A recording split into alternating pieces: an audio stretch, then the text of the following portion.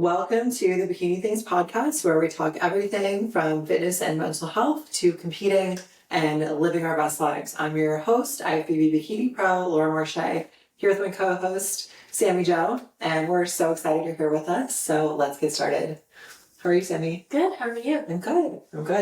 You want to introduce the topic? Because I feel like you've had maybe the most recent experience. We're talking about finding a good fit with a coach. Yeah, so it's breaking up with your coach. I feel like that sounds so dramatic, but like change coaches. So yeah, you could call it a breakup, but you change coaches, and really the topic overall is not just like changing coaches, but how to find the right coach that is a good fit. And our experiences working with different coaches over the years. So maybe we start off there. Maybe we start off with kind of changing coaches and what your experience was like and how it's going. I know you're really enjoying working with Paul and Pro Physique as you get ready for your show. So maybe you can speak a little bit to your experience, Sammy, and we can sort of open it up from there. Yeah, so I was working, I've been competing since March of 22, but I started my fitness journey in January of 2018. Started working with my first coach in, I want to say 2019 or 2020. And that was my first, my very, very first coach is my now husband. So once we moved in together and that, our relationship got, deeper, it was like one of those, like, I'm not going to listen to you anymore.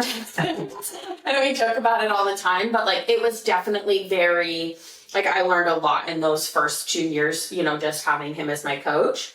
And that was more so just like lifestyle, right? Like he was just guiding me on what to do and how to do it. And then when I stopped listening, that's when we started working with Kyler, and Chris has known Kyler for almost 10 years now. And I've known him for almost 8 years now. So, he was my very first coach. And then that's when we, decided to start competing, and it was like, I'm going to compete one time, and that was it. And then I fell in love with it. And then, I got the bikini bug and then kept going with it. So, we really kind of just grew together in that sense of like, he had coached competitors before, but hadn't coached someone as far as I had taken it. Right. Mm-hmm. So like we turned pro together, we did our first pro season together, and it got to the point where we kind of exhausted all options, right? Like I was learning along the way with him. We were learning together. We were, getting information from, outside sources, like just help, right? Mm-hmm. Absorbing as much information as we could along the way, which as a competitor, even if I wasn't a coach myself, like I would want to know as much as possible. So that's why I tell people like, learn along the way. Like, yes, take the plan that your coach gives you, but also absorb as much information as possible. Know why you're doing what you're doing and how one step is going to lead into the next, right? So I feel like that is kind of the first tip. If your coach isn't sharing, maybe not necessarily they have to share everything with you, right? But like at least giving you a generic understanding of why you're doing what you're doing. I think that is super important. Yeah. And I think it's also on the athlete to ask questions, because certain 100%. Things as coaches, like we don't know what your level of knowledge is necessarily. We might have a ballpark idea, but for example, you might, as a brand new competitor or, budding bikini competitor, get your first plan and be like, why is my protein so high? I'm not used to eating this much protein, And so you might have a question there. Okay, why is the protein so, like, you could have so many questions. It's ultimately, I think, on the athlete to 100%. Educate yourself. Like the coach is going to provide you the plan. They're not, and yes, ideally we want to educate along the way. I'm a big believer in that, but ultimately the coach's job is to get you the results, right? Their primary job is not to educate you. It might be education alongside that, but that is honestly, I would say, more for a lifestyle. 100%. By the time you're competing, you should be a little more advanced. You should be a little more sophisticated. So it's kind of on you to ask the coach questions, seek out information. I know when I was early first time, new competitor, I read a lot of books. There wasn't as much stuff online. There weren't like online courses related to bodybuilding. So I did a lot of reading on my own, like figuring out like there are books on natural bodybuilding. There are books on how to grow your glutes. Arnold Schwarzenegger wrote a book that's about this thick, like a few decades ago, on bodybuilding. So there's a lot of resources out there. Yeah. But that's a great point, Sammy. For you, like, how did you know then? So you're growing alongside Kyler.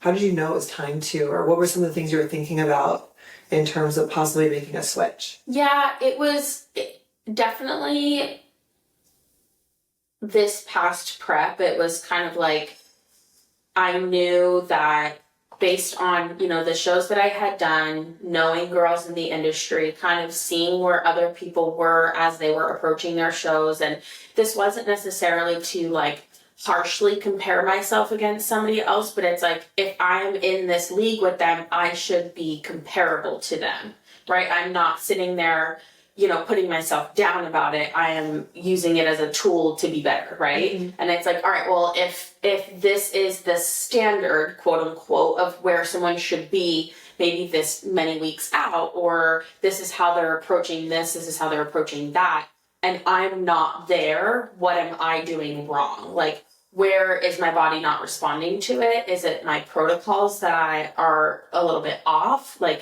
is it the approach? Is it the protocols? What is it? Is it me? Is it, and it could be a number of things, right? So it was just kind of seeing where I was in comparison to everybody else, and then also my placings, right? Like, I had a great season, don't get me wrong, super happy, a lot of personal growth in terms of the packages that I was bringing to stage, the confidence, everything overall, but my placings weren't where I wanted them to be. It was also, I had to remind myself I'm still very new in the league. Yeah. It was my first real pro season, and again, didn't have the best off season, but still made improvements, right? So it was kind of seeing like a combination of like comparing where I was with everybody else in terms of like conditioning and protocols, but also my placings, right? Like, if I had a little bit more fullness, where would I have placed? If I had a little bit better conditioning, where would I have placed? So it was just really kind of those small little details, those finite details, and then taking the feedback from the judges and bringing it back to the drawing board and being like, all right, well, what can we do better? And it was when we like kind of realized like, all right, we've kind of exhausted all of our options in terms of like the knowledge that we've gathered. It's like, now we need an outside resource, an outside opinion, right? We need another perspective on this. And it was definitely a mutual agreement. And I feel like that's where like open communication comes in too. And it's like, especially for us, like, we're business partners with Kyler. We've known each other for 10 years. Like, we have that relationship, and it's like, he wants to see me succeed as much as I want to see him succeed, right? Yeah. So again, it was I would say collaboration for the better majority of it. Once we started like growing together, especially when I became a coach myself, but it was like, we got to the point where like, all right, we've exhausted all of our options. Maybe it's time I work with another coach to get another, perspective on how I'm doing it. Or maybe there's another protocol that works best with my body. Like, again, every prep is going to be different.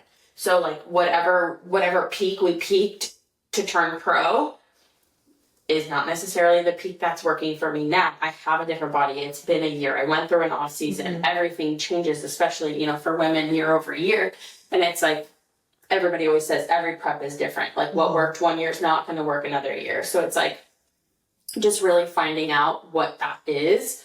That was kind of, I would say, going from Texas to Nashville was like that indicator of like, all right, I placed, granted, obviously it all depends on who shows up at the shows, but it's like, I had this expectation of placing higher at Texas Pro, given that I had gotten 9th place at my pro debut last year.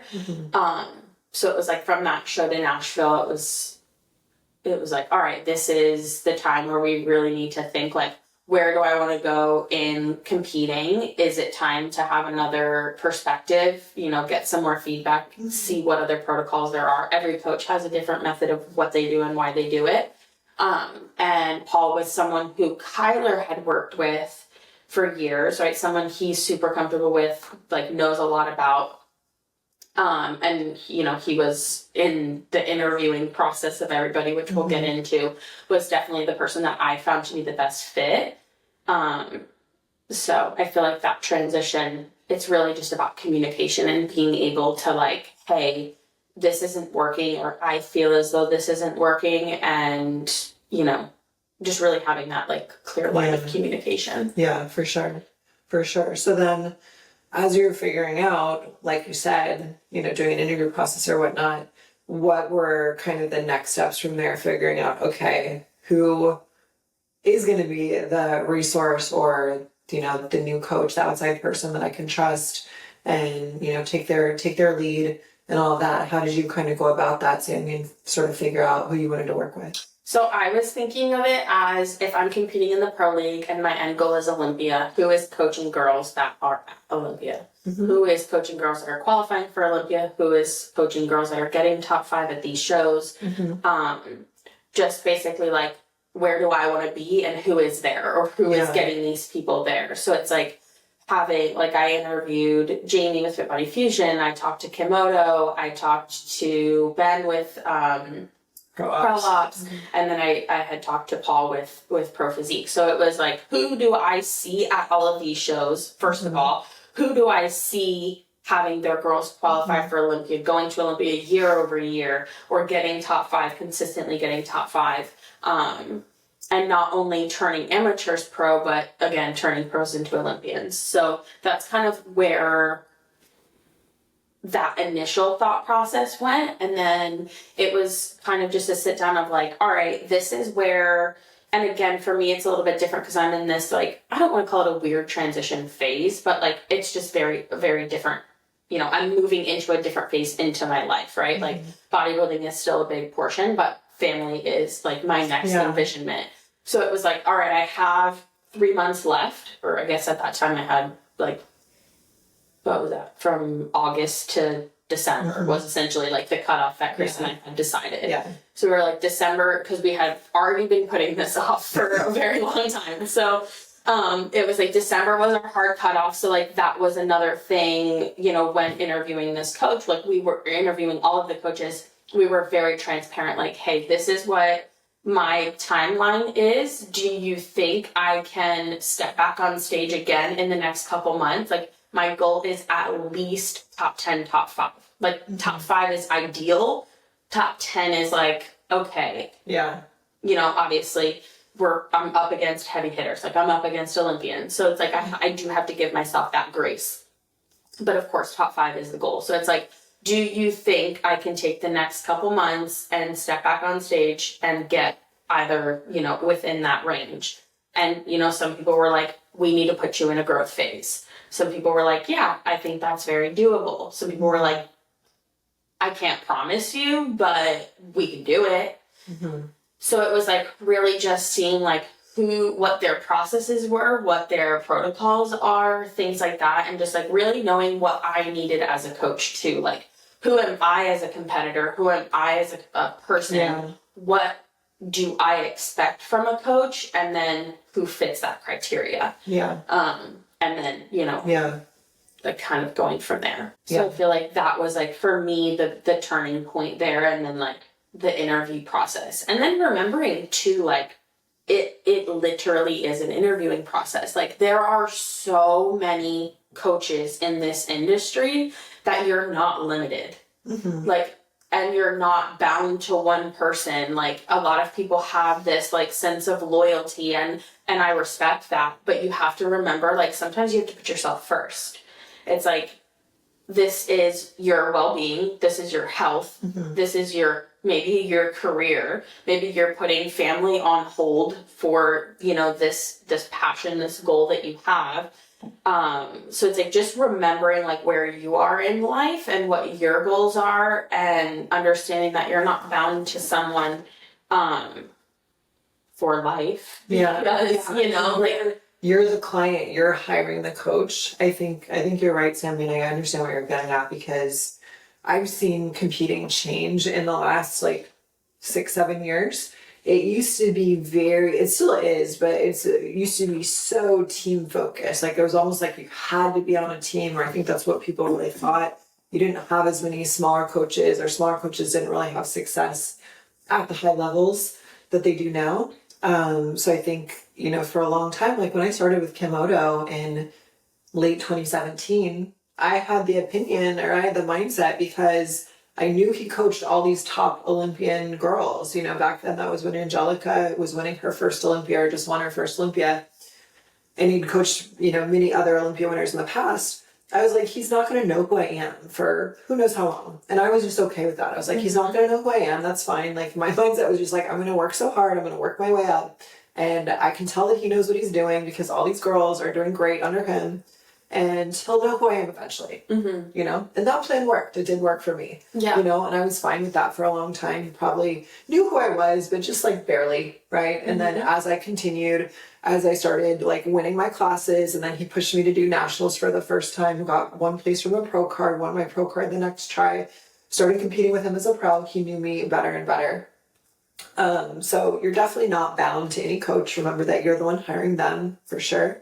And your point is great, Sammy, that I think, yes, there should be an interview process nowadays. Like when I started, I just went on Google and I was like, bikini coaches, Orange County. You know, I didn't know anything. There was very limited information on Instagram about competing back then, and it wasn't as big. So now we have so many more tools. Like it's really easy to just poke around Instagram, find coaches that have pages that are featuring their clients, you know, but for you, and we could kind of break this down, like what are some things maybe somebody should consider, say they're like competing bikini or wellness, right? Because that's kind of what we focus on. What are some of the ways that somebody could go about figuring out who to talk to, how to initiate that process, like what questions to be asking on a consultation call, especially if you've never competed before? What would you say to some of the things like that? Yeah, I would tell basically formulate a list of questions before you even get on the call. Never expect the coach to lead the call, right? You're the one that is interviewing them, asking them what their processes are. If you are a new competitor, you can ask them first. If you're a new competitor, you should have already done your research on competing and kind of understand what the life of a competitor looks like naturally first. So you have base information on that, and then from there you grow your question list, right? Are they macro based? Are they meal plan based? What type of like training protocols do they do? What is their, cardio protocols? And again, all of those things can change over time as prep goes along, but most coaches have a solid approach already, right? Their preferred methods, their preferred processes, what they find is best for their clients. You can even go as far as PED usage. There's coaches that push that very heavily. There's coaches that don't want to coach you if you are an enhanced athlete. They're not comfortable with that. So if you're someone who's like very, very gung-ho or very adamant on being enhanced, you need to know that you have a coach that is creditable enough and knowledgeable enough to prescribe or give you that protocol, or if they're not comfortable with that at all, then they're not a good fit for you. Whatever that, with that being so highly talked about in the industry, I feel like that's definitely for sure. I was going to say one. that too. I think that's one. I think, trying to get a picture of what to expect from the coach, right? Their communication, their processes, like you said, and PED use. If that's something that's on your mind, even if you already know you want to be natural, even if you already want to be enhanced, or maybe you're already a past steroid user or something, you should at least ask the coach so that you understand what their opinion is. Like if you haven't seen them talk about it or post about it online, you may ask about it and they might tell you, I only coach natural athletes, or, oh no, I only coach enhanced athletes. You're going to need to take X, Y, and Z if you want to do well. Yes. And then might be kind of both, like, hey, there's pros and cons to this. And for myself, I'll say personally, I don't like new competitors that have not used any type of steroids or PEDs before. I prefer them to stay natural. A lot of, I would say most of my clients are natural, just because I think when you're new and you're still learning these habits, it can become a crutch where you don't work and approach your bodybuilding the same 100%. way. And it's just like, why add in a health risk? Like, you haven't done this. We don't know if you can stick to a prep diet. We don't know if you're even going to like this. You might do this once and be like, okay, cool. That was a thing I did one time. I never want to do this again. Yeah. I hate restricting what I eat. I'm done with this. Okay, cool. So why introduce health risks? Yeah. So those are good questions to be asking. Yeah. And I think too, like, going off, this might be repetitive, but like, if they are a coach that does work with enhancements, what their protocols are specifically for that. Like if you are already enhanced, like, hey, this is what I'm currently doing. What do you suggest? And if they come back to you with something that you're not comfortable with, it is your discretion to choose or not choose that coach. And that is something you really need to think about in terms of longevity. And we can kind of touch on that a little bit more when we do our PED episode. But I think that is super important because that can be something, you know, maybe you're inclined to use enhancements, but not at a really high level. But if this coach is like, oh no, I want you to double or triple what you're taking, and you're like, hold on, that's not, you know, obviously that doesn't morally or ethically fit with your thoughts and opinions. So again, putting yourself first and not feeling like you need to say yes to someone, maybe because they check all of your other boxes except for that one. You just have to figure out what is the most important to you, ethically, morally, and just in your life. And again, if they check all boxes but one, but someone else checks, you know what I mean? Kind of just like balancing between like figuring out what's the most important to you. And you don't have to give them an answer right then and there on the phone either. You can interview them, say, thank you for your time, I'll get back to you. And most of the time they're not expecting an answer from you right there on the phone. You don't even have to show an inkling of interest, right? You know, it can just be, in most of the interviews, only 2 of the interviews that I did were face-to-face. The other ones were over the phone. So,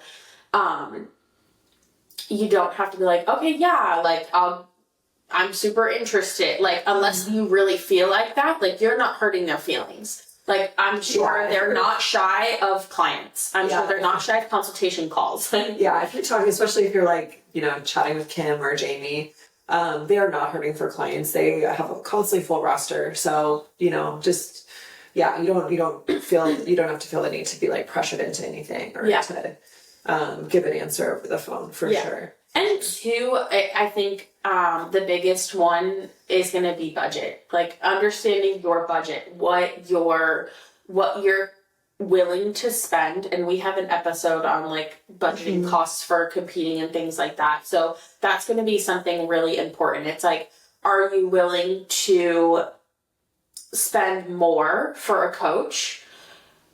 Or, you know, like what's your price range, right? Maybe because the person has a bigger name in the industry, their costs are going to be higher. But that doesn't discredit someone who is also a big name in the industry but charges a little bit less. Everybody is going to price their time differently because everybody values their time differently. The way Laura would put a cost to an hour of her time is going to be different than I would put a cost to an hour of my time. But that doesn't discredit either one of us based on our cost, right? So it's really just understanding what you're willing to pay, but also in addition of what you're getting back from what you're paying for. So I think that one's super important. And I feel like putting yourself out or in debt for a specific coach is not, this is my opinion, the smartest decision. Oh gosh, or just putting yourself, you should never put yourself in debt for competing. For competing in general. This is like a luxury, so just let's say that. Exactly, 100%. So I feel like those are just so like... I get your point, because I think what you're saying is like, for example, some of these really big name coaches, their rates, some of them I would say are pretty normal, some of them are really high because they have so much demand to be a coach for athletes that they really increase their rates based on their demand. So just because somebody charges more or less also doesn't necessarily mean that they're going to be better or worse. I would say extremely high, extremely low price points are probably a bit of a red flag, just in general. But again, I would say the price isn't fully indicative of the coach that you're going to get. Everyone's a little different in how they approach things. So yeah, I mean, just to kind of recap that is having your knowledge about the industry, right? About competing in general, the sport. And then from there, asking questions, training, nutrition, expectations, protocols, communication, check-ins. What does peak week look like? You can even go as far as that. What does show day look like? Do you cut water? Do you use water pills? Are you going to be at my show? Do you go to shows? Yes. Right? Some coaches will, some coaches won't. Yeah. So just, I think, turnaround times on new training programs, turnaround times on check-ins, just all of those things I think are super important, along with the cost. So I would have all of that information listed out and then be ready to ask the questions, because I had some coaches, they led the call and, you know, that was great. They were asking me questions. Some of the coaches had my stage photos pulled up already. And they were evaluating my stage photos like before I even had the chance to start the conversation. You know what I mean? And then some people were like, all right, what questions do you have for me? And I'm like, which I had a list of questions, but it threw me off because like the first person I talked to, like they led the call completely. And then like the next person I talked to, they were like, all right, what questions do you have for me? And I'm like, let me pull it. I thought your experience too, Sammy, like just thinking about this, taking a step back, because I've also had some of these consultations. Like I had a consultation with Jamie when I switched from Komodo in 2022. So some of these coaches, you're a pro athlete, right? So your experience is going to be different than an amateur. Yeah. You're well known, right? You're hard to miss. You're beautiful. You got your bright red hair. So you're hard to miss. Some of these coaches have probably seen you compete in person. So some of them, are probably going to be a little more aggressive and be like, okay, let me know what you're doing. And then, okay, I think we need to do this, right? And then some are going to probably take the approach of like, okay, you know me as a coach, you've heard of me, you've seen my athletes, so what do you need to know? You already know I do macros and meal plans. You already know this is what this is how the girls typically do. Like this is the kind of the look that a lot of my athletes bring. So I can see that. And I think as an amateur, it's probably more important that you have questions prepared. Yeah. Because a coach isn't necessarily going to know who you are, and especially if you've never competed. Yeah. You can't pull up stage photos. Yeah. So it depends a little bit. Yeah. I think another big thing, and I actually heard someone else talk about this on another podcast, interviewing previous and current clients of that coach. So say, say you do your influx of interviews with the coaches themselves, right? You have your opinions formulated of all the coaches. You have your top 2, right? So you go to maybe a competitor, reach out to them on Instagram. Most coaches repost their clients. Don't ever feel afraid to reach out to someone in the industry. I feel like 9 times out of 10, they're going to be super friendly and give you, their honest feedback. So it's like, if the person is currently a competitor with them, hey, what do you like most? Give me pros and cons, right? Or you just see that someone you knew coached with them, they switched to a different coach. Hey, what are the pros and cons? Why did you leave them? Interviewing their clients and past clients, I think is super important too, because that gives you the perspective of an actual athlete. Again, take it with a grain of salt, because everyone's going to have different expectations and opinions and perceptions. So it's just another additional piece of information, but I think that's also on the client athlete side a good perspective to get as well. Yeah. I also think having an idea of what you want in more of a long-term perspective is really helpful too. Thinking about whether you want to compete long-term, even if you're brand new, like, is the idea of turning pro something that's appealing to me, something not appealing to me, something I'm unsure about. And also other things too, because like we've touched on PEDs, there can be really, high stakes when you throw those in the mix as a woman. And so in your mind, you also need to think, okay, do I want to have kids one day? Am I okay with my appearance changing, right? If I hire this coach that's going to put me on a cocktail of anabolics for who knows how long it takes me to get my pro card, am I going to be okay if I come out the other side, not just muscularity looking different, but also in other ways? Like, am I okay with my voice being different? Am I okay if my hairline starts receding? Am I okay if my skin texture starts changing? Am I okay with a deeper voice? Like all those things. Am I okay if my your downstairs starts growing a little bit?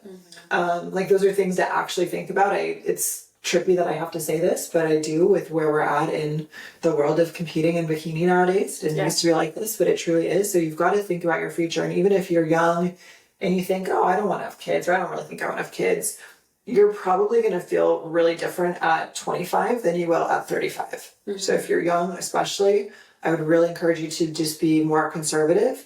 Consider all the alternatives for your future and what you might want for yourself, because there's a lot of life in between that. There's a lot of time, and I've been someone who's been in the sport for a long time, and I can also feel that my priorities are shifting, especially as I see athletes changing more and more, bikini athletes kind of getting a little bit more of a viralized look.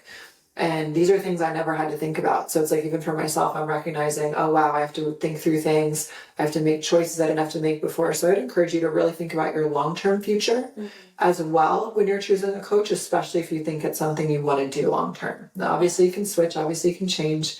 But if you can find a consistent coach that works well for you and knows your body and you have that positive relationship, it's something that you can really have a lot of success with long-term. And I look back at the coaches I've worked with, both Kim and Jamie, and I'm so grateful for them. Like Kim, I worked with him for almost 5 years. That was a very positive relationship. I had some phases of my off season I would just do myself, but it was great. And he really learned how I operated really well.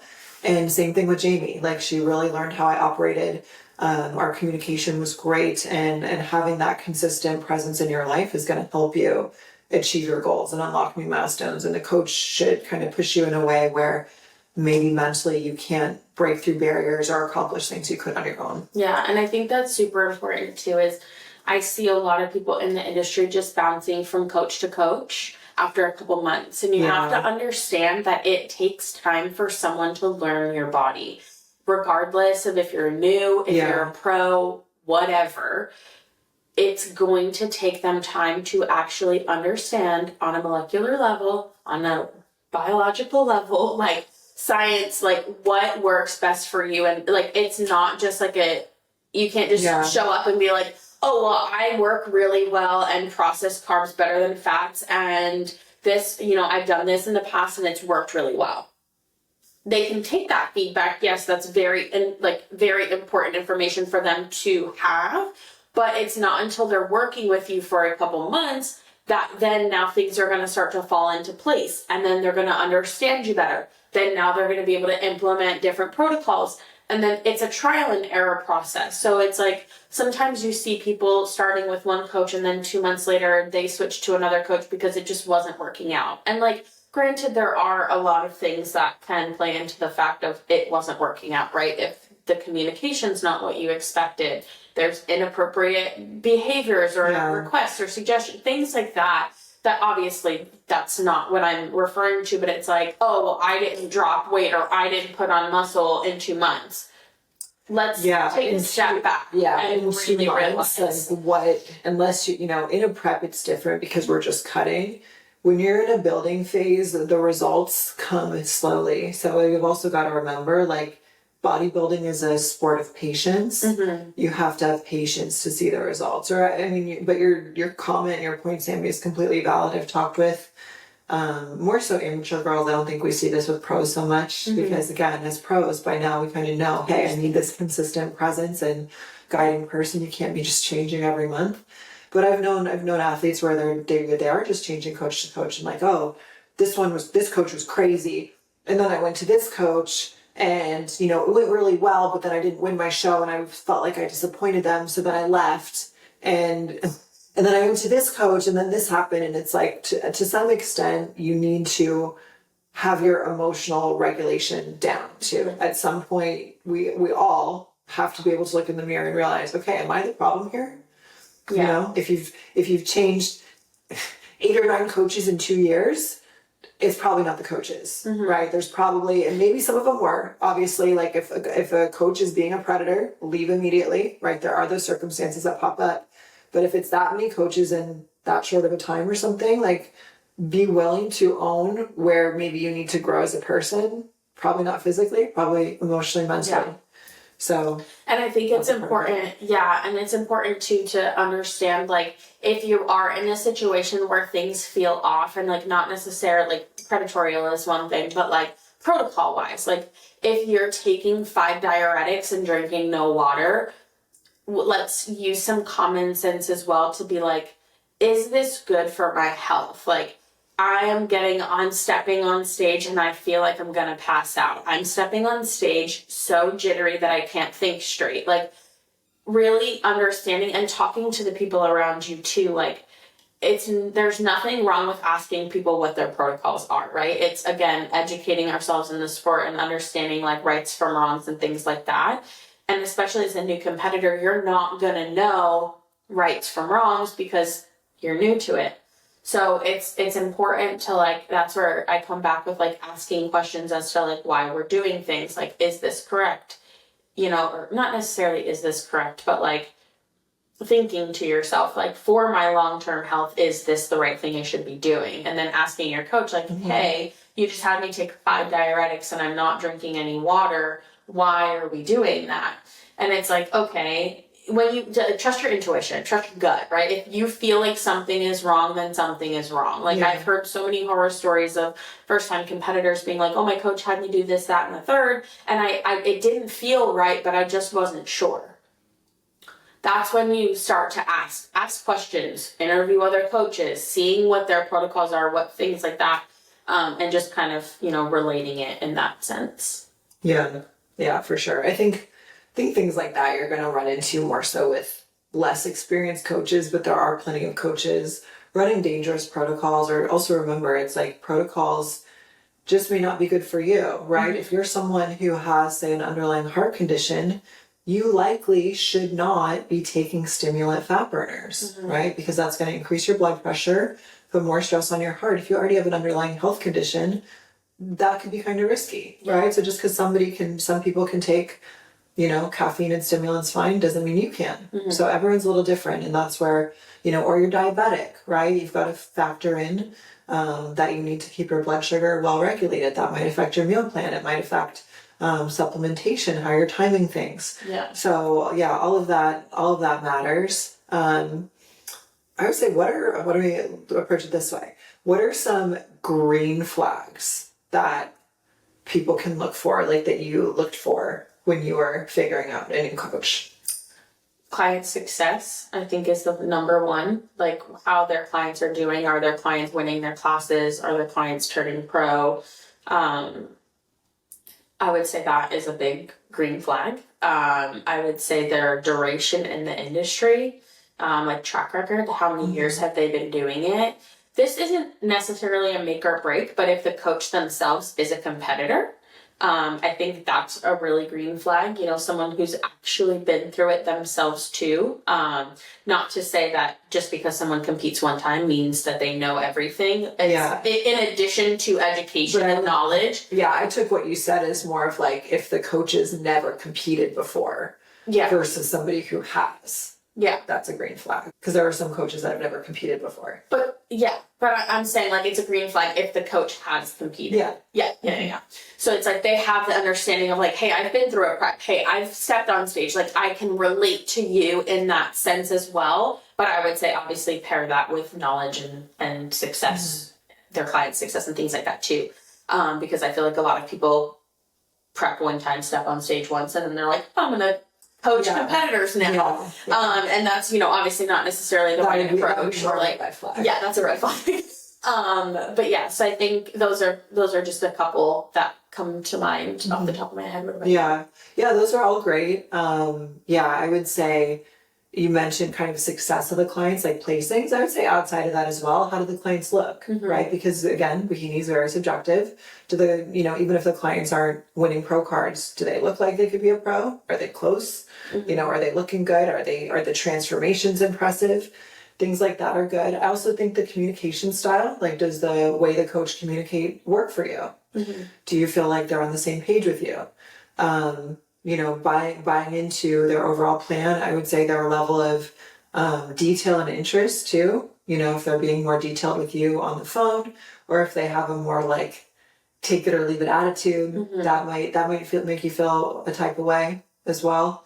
And just I don't know, you covered it pretty well, Sammy, so I'm like struggling. I'm like, what are the green flags? This isn't a green flag, but this is one point to notate that I wanted to bring up earlier. It's understanding what you need as a client as well. I think knowing what type of person you are, if you feel, and we kind of talked about this with Kiki when we had her on the podcast. Yeah, true. She's like, I need a coach that's going to tell me to just get the shit done and do it, and then I'm going to do it. Whereas for me, I I'm a little, like, I'm more of an emotional person. So, like, I feel like if someone's, like, barking directions or orders at me, I take it more personally.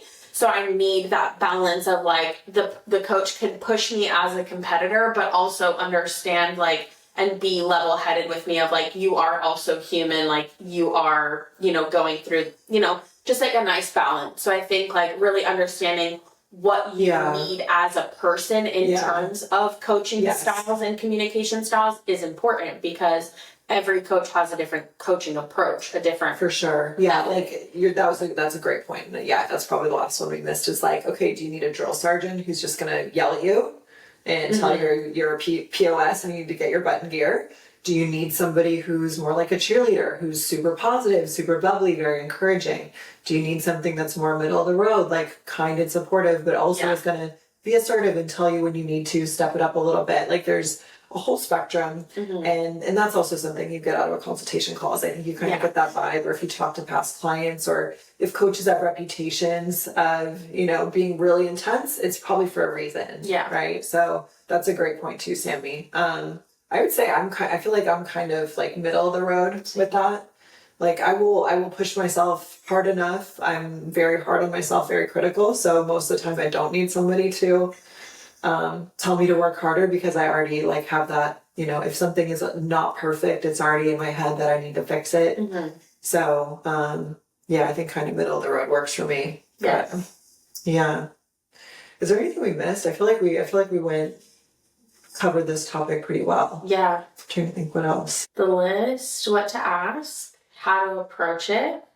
I feel like too, it's a lot of people struggle with like the wording of it, right? And it's like I'm not gonna, you know, give you the outline of how to break up with your coach, but it's like, listen, I want to experience other coaching methods. I want to excel myself as an athlete, and I want to learn more. I want to absorb as much as possible.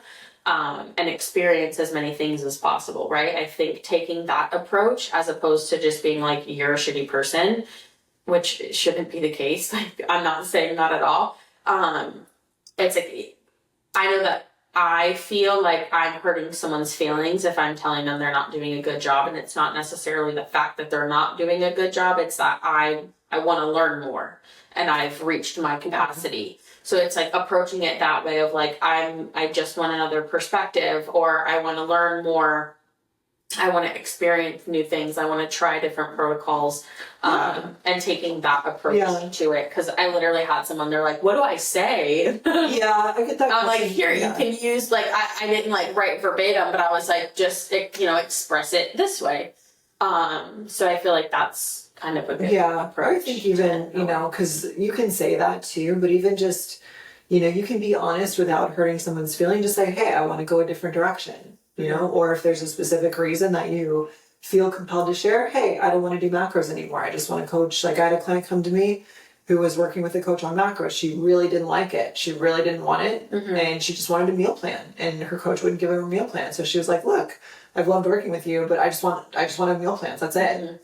You know, so you can just say, hey, I want to go a different direction. I appreciate everything you've done for me, and keep it simple. I also think just generally too, you know, depending on how you communicate with your coach, whether it's like a phone call, Zoom, in person, messaging, whatever that is, I think that's an appropriate way to also communicate it. So if you mostly talk to them on the phone, I would call them on the phone. If you meet them in person, I would just tell them next time you're connecting with them in person.